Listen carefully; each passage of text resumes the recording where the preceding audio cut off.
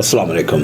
आज एक Islamabad based public sector university के कुछ नौजवान स्टूडेंट्स मेरे दफ्तर में मिलने आए और कहने लगे सर आपको तो पता है वी आर फास्टिंग, मुसलमान घरानों में पैदा हुए हैं और रमज़ानुल मुबारक है, हम यकीनन रोज़े से हैं, तो लेकिन हमें जो रोज़ा रखने के सेहत के फ़वाइद हैं, एक योगी एंड बायोकेमिकल इंजीनियर की हैसियत से आप हमें थोड़ी आगाही दें। तो मैंने कहा कि fasting is truly a secret source of power.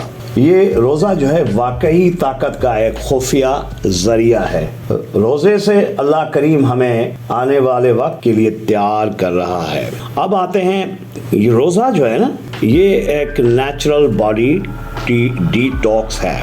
Ramzan कुदरती तौर पर जिस्म को साफ़ करने और सेहतमंद तर्ज़ ज़िंदगी शुरू करने का बेहतरीन वक्त है। आप जानते हैं कि तुलुए आफ्ताब से लेकर गुरूब आफ्ताब तक रोज़ा रखने की वजह से हम कोई न चीज़ खाते हैं, न पीते हैं, न च्यू कर सकते हैं।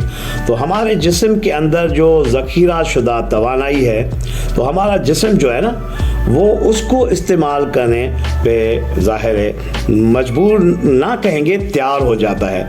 इस तरह मेटाबॉलिज्म की जो हरकत है, एक्टिविटी है, वो तेज़ होती है और जिससे वज़न भी ज़ाहिर कम होता है और हमारी जो आंतें हैं वो भी साफ़ होती हैं और उन पे जो स्ट्रेस या तनाव या प्रेशर होता है काम का, वो भी ज़ाहिर कम हो जाता है। और सबसे बड़ी बात, ये जो ऑक्सीडेटिव तनाव होता है ना, और जिस्म की सोजिश वो भी ख़त्म हो जाती है। और दूसरी बात, ये is a good fasting is good for immune system ना। रोज़ा रखना हमारे मुदाफ़ती निज़ाम के लिए बहुत फ़ायदेमंद है। इसीलिए जो क्लासिक किस्म के योगी होते हैं और वो अक्सर कहते हैं कि भाई रोज़ा रखा करो, एटलीस्ट हफ्ते में एक दफ़ा तो आप रोज़ा रखें, क्योंकि इस वक्त के दौरान खून के जो सफ़ेद खलियात की कमी है उन तब्दीलियों को जन्म देती है जो स्टीम सेल पर मबनी होती हैं और नतीजन मुदाफ़ती निज़ाम के खलियात की तख्लीक़ नौ मुतहरिक होती है। और ज़ाहिर है रोज़ा हमारे निज़ाम इंहज़ाम को जवान और साफ़ करता है, क्योंकि जिस्म को नुकसानदेह जहरीले मादों से निजात दिलाने के लिए यानी जिस्म को डिटॉक्सिफाई करता है। और रोज़ा हमारे मेटाबॉलिज्म के लिए भी बहुत फ़ायदेमंद है। रोज़े से जो BMR, जो डॉक्टर हजरात इसको अच्छी तरह जानते हैं, बेसल मेटाबॉलिक रेट है ना, जो हर इंसान के अंदर average per day 7100 kilo joule होता है। ये वो बर्निंग ऑफ कैलोरीज है जो इंसान को अपनी ज़िंदगी को ज़िंदगी में दमाम देने के लिए, यानी ज़िंदगी को बरकरार रखने के लिए जो बर्निंग ऑफ कैलोरीज होती हैं वो BMR का रेट कहलाती हैं।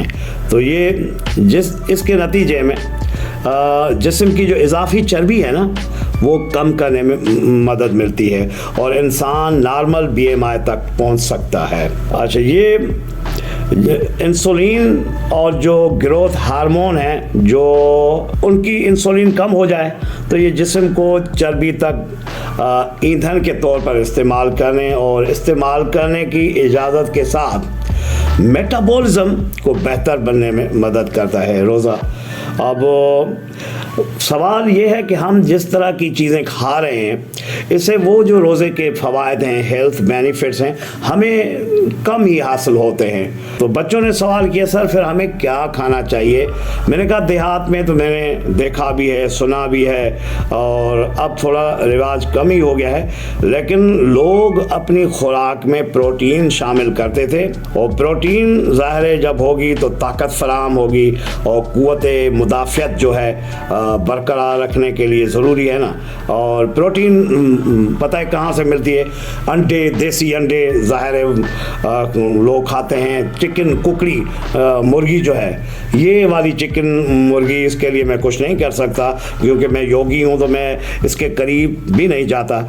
और ये मेवे, नट्स खाएं, मक्खन, और फलियां अगर आपको मिल जाएं तो ये ग्रेट सोर्स ऑफ प्रोटीन। और पेचीदा कार्बोहाइड्रेट्स जो है, कॉम्प्लेक्स कार्बोहाइड्रेट्स जैसे आलू है, शकरकंदी है, मकई, ये शामिल करें। और एक तो ये लंबे अरसे तक भरे रहते हैं और इसके अलावा आपके जो निज़ाम को सेहतमंद रखने के लिए और कब्ज़ से बचने के लिए, आंतों को अच्छी हरकत बरकरार रखने के लिए फ़ाइबर की ज़रूरत होती है। इसलिए लाजमी है कि फ़ाइबर को हासिल करने के लिए यानी वो जौ खाएं। जौ इज़ अ ग्रेट टॉनिक। और सब्जियां खाएं और पूरे फल खाएं, दालें खाएं, आपको फ़ाइबर मिलेगा। और खाने के साथ फलों की जो रस है, जूस, हाँ बात याद रखें, ये जो आपको कोल्ड ड्रिंक्स दी जाती हैं ना, ये ज़हर कातिल हैं, ये ज़हर कातिल हैं। और सब्जियों के सूप बनाएं, नारियल का पानी है, नींबू का रस है और मिल्क शेक वगैरह शामिल कर लें। मुनासिब हाइड्रेशन को यकीनी बनाएं और अपने इलेक्ट्रोलाइट्स को बरकरार रखें। तो आपकी ज़िंदगी में रोज़े ने निखार पैदा कर देना है और आपकी शख्सियत रूहानी तौर पे, जिस्मानी तौर पे और तबी तौर पे खूबसूरत बन के उभरेगी इस एक महीने के रोज़े के सफ़र के दौरान। आएँ, रोज़ा रखें और रोज़ा रखने की लोगों को तरगीब दें ताकि फिट, फाइन एंड हेल्दी रहें।